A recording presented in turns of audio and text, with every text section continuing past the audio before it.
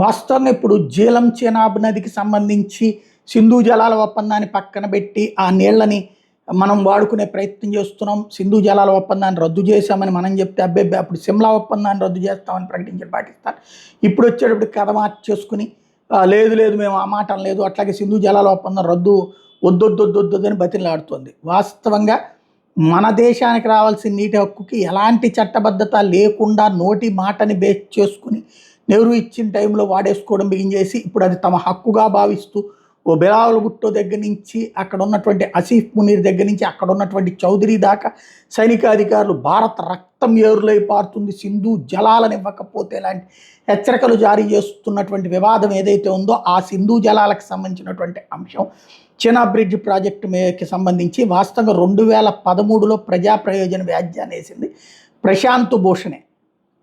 ఎవరైతే ఈ రోజున మళ్ళీ పాకిస్తాన్కి అనుకూలంగా మాట్లాడుతున్నట్టు ప్రశాంత్ భూషణే ఆ రోజుల్లో అదొక బోగస్ అంటూ ఇర్రెగ్యులారిటీస్ ఉన్నాయి అంటూ పిటిషన్ వేసుకొచ్చారు. ఇప్పుడు వచ్చేటప్పటికి తనే రూట్ మార్చుకున్నారు.